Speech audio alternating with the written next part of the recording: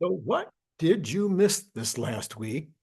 Maybe you watched every single video all week long and or you picked up some of the stuff in other places, but I guarantee you it was a very, very, very important week.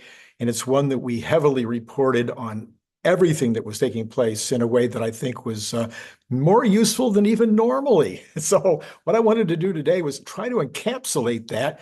Maybe some of you will, this will just be a reminder, maybe another look, another consideration. I had one commenter on X today say that the first time that he heard one of my explanations for something, he went, nah, that's impossible. And yet later, when he saw a few more commentaries, he went, oh, I get it now. Now, that doesn't mean I'm always right. Believe me, I'm not always right or right as I could be, or sometimes I'm completely, cattywampus from what's right. That's the nature of the game. However, I think that the things that we covered, I think the things that you're going to hear today, I think are very, very useful. I would stay to the very end of today's because this is a jam-packed video covering, I think, the most critical issues that Tesla faces right this minute. And the last one will actually be about the economy, but I think it was also very, very important. All right, so let's take a look here. First of all, Tesla reported their vehicle shipment numbers and their energy deployments during three, yes, quarter three. And after sifting through that analysis, we've looked at them every different way, had different commentaries on and looked at other people's conclusions. Here's my final conclusions. Number one, 1.2 million people are waiting for a Cybertruck. 2 million people are waiting for a Cybertruck. Roughly, we don't know. It could be 1.5. A lot of those people may not take them, but we think that the number is over 2 million that are waiting for a Cybertruck. And most of them are like me. They want to buy it for $60,000 or less. Now, a huge percentage of these folks would be buying other Teslas right now if there was no such thing as a Cybertruck. This is a key issue. I'm either right on this or I'm wrong on this, but if I'm right on this, it makes a massive difference because I think it's hurting Model Y more than any other vehicle in the United States, more than any other country. In fact, I'm betting that if there was no Cybertruck, Tesla would have had a fantastic year with sales of all other vehicles, possibly 200,000 or even more higher than they were this year. Maybe even a lot higher, maybe a lot higher. And this situation is not going away. And nobody else is talking about this. Yeah, I think there's some people in Europe. I think there's some people in China. I think there's some people in Australia that are also waiting for Cybertrucks. But in the United States, I think most of that 2 million is here. And I think these are new energy buyers. I think there are people that want to buy electric. I think they are Tesla people that would like to buy Tesla. I think some of them already own a Tesla and are waiting for the Cybertruck, and then we'll either jettison the vehicle like we might, or they might do what we might do and put it out as a robotaxi. So this is not being reported, and even Elon hasn't said anything about this. So I look at this as a major Osborning. I think it was Osborne, the Model S, the Model X, and almost everybody agrees with me on that one because they're looking at the current price. They're looking at $100,000, $120,000. Like, well, yeah, it affected S and X sales, but it's not affecting Y sales at 60,000 or 40,000. No, we're not talking about the Osborne effect on the current value proposition. We're talking about people that are willing to wait. They're going to wait till next year or even the next year to get their new vehicle because they want a Cybertruck, but they don't want to pay this price. And so they're not buying a Model Y or a Model 3 that they would have bought otherwise. Does that make sense? Help me out in the comments below. I really believe this is critical. I think it's so important, and it's impacting even the entire way that the press, that the automotive press and everybody else is talking about EVs, because we would have sold a lot more Model Ys and even Model 3s this year if it wasn't for Cybertruck. Huge deal. Does that mean I think that Cybertruck's a mistake? No, I just think that nobody planned on that. I don't think anybody recognized what a massive success Cybertruck was going to be and how it would impact, and nobody else but me is talking about it. Number two, the Cybertruck ramp is right now at about 2,000 per week, which is 100,000 per year. And that's on just one line if the reporting is right. And I mean, we're talking about everybody that we trust says that this is the truth. And that's not only one line, it's one shift.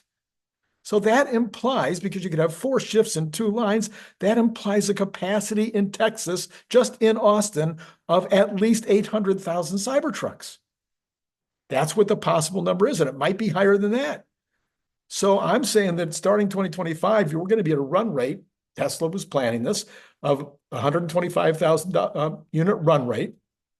And I think by the end of the year, there's nothing that would suggest that we couldn't be at a 500,000 run rate, because now all we're talking about is adding more shifts and adding more lines. They've got the run rate up on the first line at the number that, where it should be. And now you start adding lines and you start adding shifts. That's way easier. So I'm thinking by the end of the year, we could be at 500,000. And that would mean that maybe we do 250,000 Cybertrucks in 2025. Now, look, it doesn't really matter whether they do 175 or 200 or 225 or 250. I mean, it's not going to move the needle very much when you consider everything else that's coming in 2025 that will be moving the needles in really, really significant ways. All right, number 3, the energy ramp is lumpy. It was promised that it would be lumpy, but it came in at 6.9 gigawatts, and that was considered to be a miss. So that hurt the stock a little bit during the middle of the week, possibly. Now, reporting shows that the trailing 12 months deployment is at half capacity. So in other words, we might be making the units at 10 gigawatts per quarter, but we're only reporting an average of 5 gigawatts per quarter. I think that's the right number. I know it's 2,500 units is our capacity per quarter, and we're only showing 1.25. 10,000 per year, 2,500, 1,250 units per quarter on a 12-month trailing average. What that means, what the critical part of that means is, if we're in fact making the units at 10,000 per year, I think 40,000 gigawatts is the right number, then that means that there's going to come a time, we might come up with a quarter where we're going to have a big way over that in order to catch up, and that at some point this will smooth out and every quarter will be at the 2,500 units or 10,000 gigawatts. Every single quarter after quarter after quarter, that average will be much closer to normalized. Okay, so that's something we can count on for the future. That is important. It's really important. And then we've got Shanghai coming on, of course, soon, like in a couple of months. So number 4, CERN showed us that the 4th quarter bump in units could still get us over the 2023 number, which was just over 1.8 million units. And certainly that is the expectation. Everybody, thinks that Elon promised that. And so will we be more than the 162 or 3,000 this time? Will it be 180? Will it be 200? Will it be 220? Yeah. Did I say those are all 2s? And I meant them to be 4s. So will we be at 463 again? Will we be at 480? Will it be 500? That's what I meant. In other words, I don't think anybody knows, but he showed how year after year after year, the 4th quarter gets that bump, and the bump can be like 50,000, 60,000. So we could actually beat last year's number, and Elon would have hit it out of the park again, because he didn't promise to beat it by much. All right, number 5, the bulls all see this as a turning point in every single way, a turning point in new products, a turning point in sales in the future of hardware, a turning point on energy, a turning point on Elon's attitude, a turning point on everything is a turning point. They're looking for a 20 to 50% increase in auto sales next year and a 100% increase in energy storage in 2025. Just those 2 things alone would give us a banner year in 2025, and would create a massive increase in the stock price. FSD is showing significant improvement, and every single milestone that Tesla predicted earlier in September was completed by the end of the month. Coming soon should be version 13. which will include reverse. And we saw evidence that other major improvements might be near at hand, like better, we're already seeing some better miles per, what do you call it? Speed controls, keeping it closer to the actual speed limit or the speed limit signs. Number one on FSD, Rains pointed out, that's at Rains on X, pointed out that the disengagements issue might be closer than we think to being solved, as almost all disengagements now fall into three baskets. So other than traffic control, like intersections and that kind of thing, obstacles, not running into something, and emergency vehicles and the lights and stuff that are going along with those emergency vehicles, he thinks that interventions are getting close to zero. So the scattering of other things that are causing interventions, safety interventions, he thinks, well, those are almost 100% solved. He thinks he's seeing less and less of that, and he thinks that now it's just a matter of solving those other three. Solving those other three, you take one at a time and you just do it. You just pump in the data and you get the learning, you go out and test, and maybe we're getting a lot closer than a lot of people think. 2, on FSD, reporting from those on AI4 and older people that are still on, AI3, Cybertruck, and those who are driving around on Cybertruck. Almost universally across all of those, everybody is saying that the build is amazing and a huge improvement. And we're getting more and more new builds. I mean, just yesterday, 12.5.4.1 came out for lots and lots of people. I think it went wide. So this is the improvements are coming very, very rapidly now. A lot of people are also commenting on the fact that these improvements are coming so rapidly. This seems to be obviously they're trying to get stuff done for 10.10, but then in addition to that, once 10.10 is over, you got to finish the job, okay? Number 3 on FSD, semi-trucks have been spotted with FSD training cameras and LiDAR. You have to please understand, this is being so underreported. Automated trucks are bigger than automated cars. It's completely misunderstood.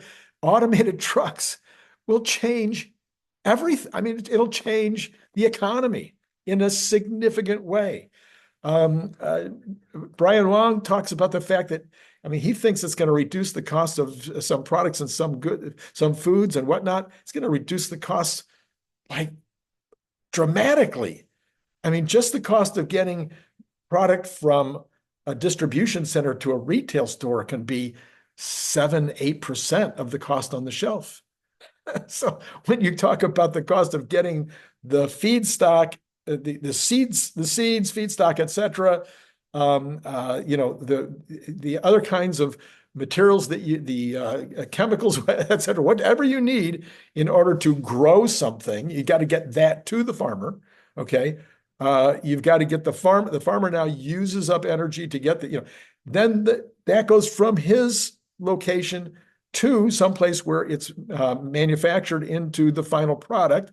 And then maybe it goes to another place to get packaged. Then it gets on a truck again and goes from there to a distribution center and from there to retail. So you have all of these different places where the trucks come in, and every time that happens, you're adding and adding and adding expense to the final product. It's a big, big, big deal. And if those are all automated and that all goes down by 60, 50, 60%, and some people say more than that, including Brian Wong, it's huge. It's a big, big deal. All right, number 4, Elon says we are very close to where disengagements will be less than 1 per 10,000 miles, or roughly 1 per year for the average driver. And I think that the reporting from Rains that we just talked about a minute ago is one reason why Elon is confident. He knows he's basically down to these 3 baskets that have to be solved.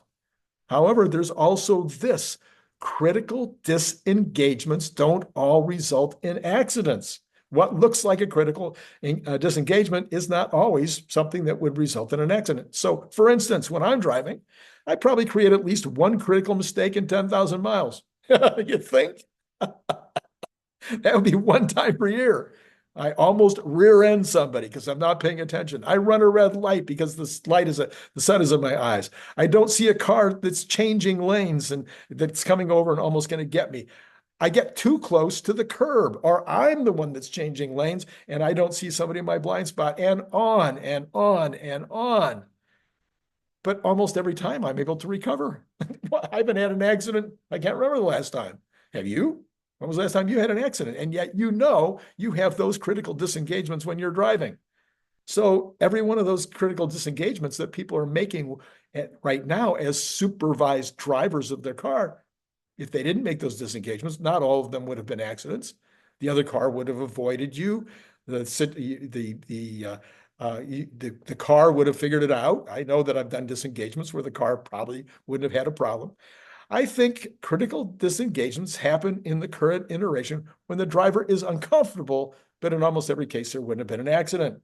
So I think Tesla should be able to look at those disengagements and do predictive analysis of what the car would have actually done. What would have happened if there had not been that disengagement? Would the car have solved it, or would the car not have solved it? What do you think about that? Let me know what you think about that.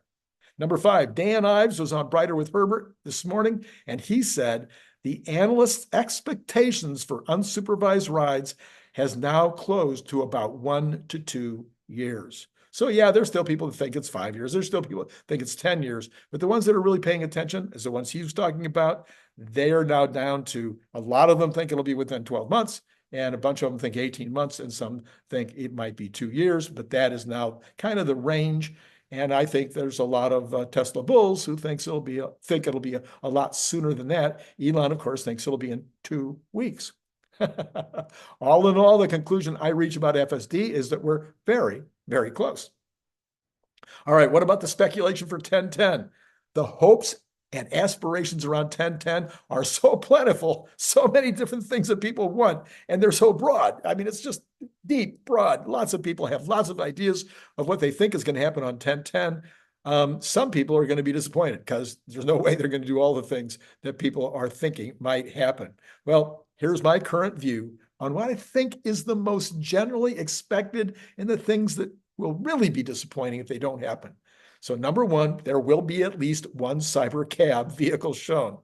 My guess will be probably more like 10 to 20 because they're going to give rides to those who are attending, and they're going to need 10 or 20 in order to do that within a reasonable amount of time. There will be no steering wheels or pedals on these vehicles. They will be utilitarian. They might be very cute or fun or interesting looking, based on the fact that we have some of the best designers well, maybe the best designers in the world. But they will also have probably very large screens, very comfortable seats, easy access doors, possibly some kind of vending of coffee or water or more. And then other stuff that, people are talking about, the no center console, and maybe, you put your cup into some cup holder on the floor. I don't know. Lots and lots of tricky things. It'll be fun. They'll be showing us, just like you would if you got a brand new car, you're showing your dad or your kids or whatever, how things work. So it'll be a very interesting car. I'm sure that it'll be all about the rider experience. Number 2, the app will be shown. Yeah, it was kind of shown last time. It will be shown this time. And it might even be possible for everybody to download it so that they can use it to call the cab at the show, at the event. Okay, so maybe everybody will be able to download it. Maybe they'll just let the people that are there temporarily download it. I don't know. Maybe everybody, everybody else will be able to download the app immediately, or maybe it will be just an addition to the current app that we already have, and it'll just be available. It'll just pop up. Anyway, I think that's a very real possibility, but we will definitely see the app. We will see, how it works. And we will learn about the use of the app, and I'm sure it'll include things like the ability to prep the car, or to have your readings, what you like, what temperature you like, what seating arrangement you like, etc. All those things will happen automatically because your preferences will already be in the app.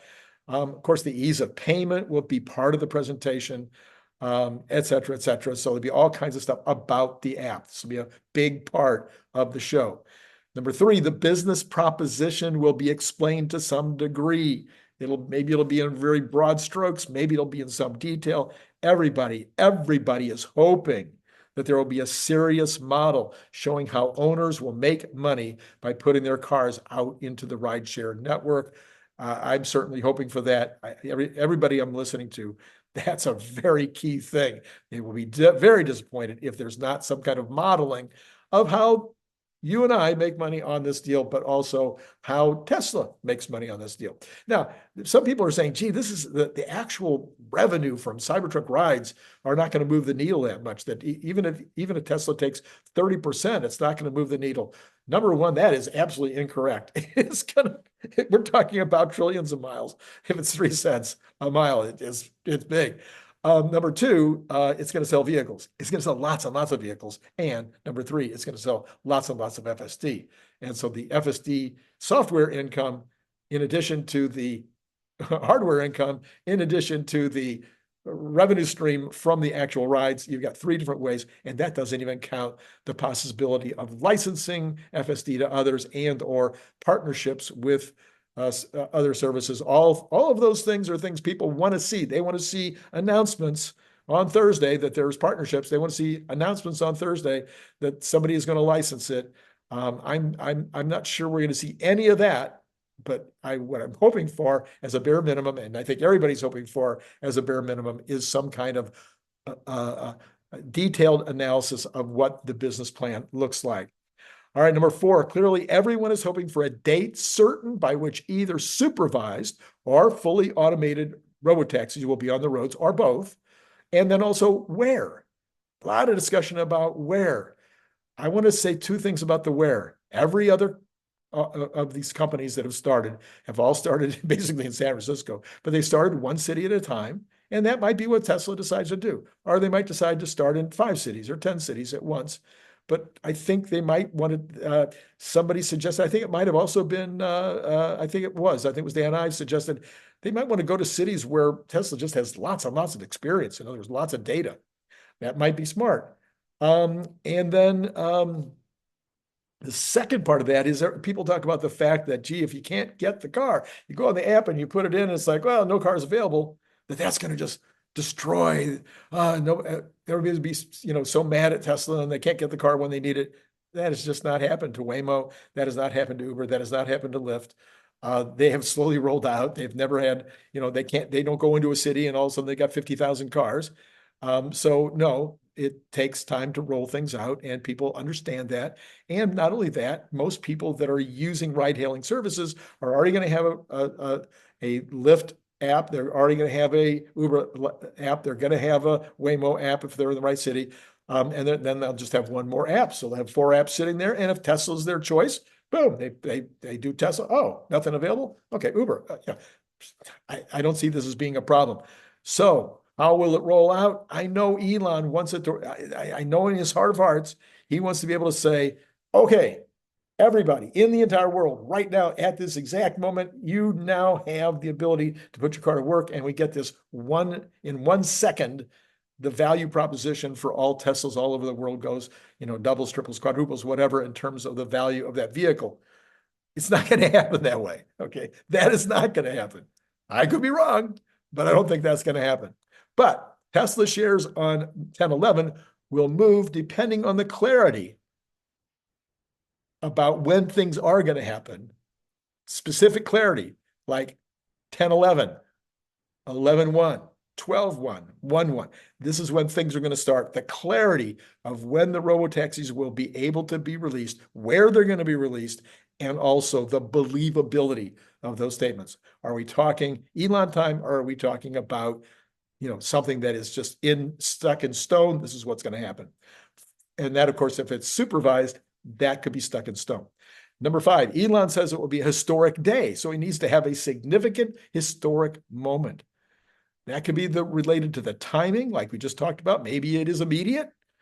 Maybe it's the next day, or something about FSD being level 4 and having a date certain on that even. That'd be crazy, huh? Maybe you say, look, we know. We are driving around on level 4 right now. So it's just a matter of when we release it. And right now we're saying that release date is going to be November 1. I mean, that's possible. They could be driving around on vehicles that could qualify for level 4 at this exact moment. That could be the announcement. Or the surprise could be something beyond anything that our current understanding, but it has to be historic. It's got to be memorable. It's got to be an iPhone moment. It's got to be an NVIDIA moment, or a chat moment, ChatGPT moment. It's got to be something that's easy and historic. Number 6, everyone expects a one more thing related to Optimus or to Model 2.5 or to the Roadster. I definitely don't think it'll be the Roadster. That will require a completely different setting, a completely different way of revealing. There is no chance, I don't believe there's a chance in the world it's the Roadster. I don't really think it'll be the Model Y. I'm sorry, the Model 2.5.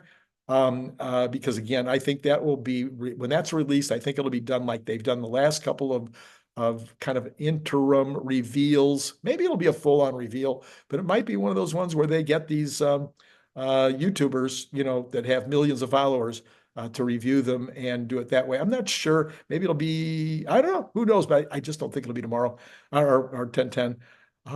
So Optimus, yeah, I think there could be an Optimus. One more thing. Maybe they got Optimus doing something really cool. That would be fun. All right. And then, therefore, as Dan Ives also said in his interview with Herbert, the auto industry, the rideshare industry, and the investment community around the world is very, very focused on 10/10. AJ was on my show Friday, and if you didn't watch that show, you still should. He gave us a look at the earnings expectations for after we got the numbers on Wednesday. He put together his numbers for the earnings. Excellent show. We talked about lots of other things as well. He had many, many interesting things to say on that show. I'm going to put that card right up there if you'd like to look at that. He also, on that show, he says he expects, I'm going to put the card in a minute. He expects 50 cents a share, down 2 cents from Q2. He says that it's very hard to predict the income from energy storage, as we know, so that could be a surprise. He thinks that one-time impact of the big layoff that impacted profits in Q2, which will not impact the profits in Q3, that will be offset. That big gain will be offset by lower energy profits and less income from regulatory credits, because that was also a big beat. Those also those regulatory credits, those are hard to predict. He believes that the next quarter will be quite good, and that Q1 might be subject to seasonal variations, but after that, it's all up and to the right. The jobs numbers, last thing on the subject list today, the job numbers are too ridiculous to be believed. And here is what Rasmussen has to say, and they do a very thorough survey of homes, asking people if they're employed. National unemployment rate was 8.7% in this month's Rasmussen reports, up from 8.4% last month and significantly more than double the 4.1 officially reported by the Bureau of Labor Statistics. Now, remember, Rasmussen is just asking, are the people in the house that want to be employed? And so he's looking at it very differently. So I'm looking at this for the trend, not for the exact percentage. I'm not saying that the government's misrepresenting this thing by double. I'm saying that it is the trend up in percentage, not down. No other stat supports the jobs number yesterday. Not one. Not the Fed's own stats from the different from like New York and from Chicago, from Philadelphia, et cetera. Not their beige book, not the National Federation of Independent Business numbers. I'm telling you, the numbers yesterday were totally made up. We'll find out after the election on the 8th of November. We'll find out what the real numbers were after they after they dropped the number by 125,000 like they did once before. Okay. I think if it had come out yesterday, 125,000, it would have been believable. Even then, we probably would have figured it would go down after the election. But no, this number is a complete lie. The shame is that companies and governments and investors like you and me are using those numbers to do some of their planning. Bonds went up over 12 basis points in a single day. That's the most ever. I mean, not most ever, most in 2 years. So people buy into that headline number, and it is nonsense. Tesla stock ended the week at $250 after reaching $262 and change. Then it dropped down with those those numbers and also their numbers, their numbers, and then the government numbers. But then it popped back up, reaching 260. I mean, sorry, popped back up at 250. I continue to believe that barring any huge surprises, Tesla will be at or around 265 on 10/10 prior to the event. Does that mean it'll be exactly at 265 at the close of business on 10/10? No, it means it might get to 265 and then sell off a little bit before the close of business. I don't know, but it'll be around there. That's around where it'll be. On 10/11, what happens on 10/11? That is pretty much anybody's guess. All right, so I'm very sorry that there is no Cathie Wood analysis yet today. Cathie Wood has not done her video yet, so a little hard for Larry and I to do the analysis of Cathie Wood's analysis until she puts the analysis out herself. Also, later today, I will have my normal news show. And then tomorrow, maybe that Cathie Wood analysis with Larry. And maybe something else, if not that. So we'll see what happens tomorrow. And then, as promised, here is that card for the AJ video from yesterday, which you definitely want to go and take a look at if you haven't already checked it out. So other than that, that's all for now until later with the news show this afternoon. All right, that's it for now. It's been great talking to you.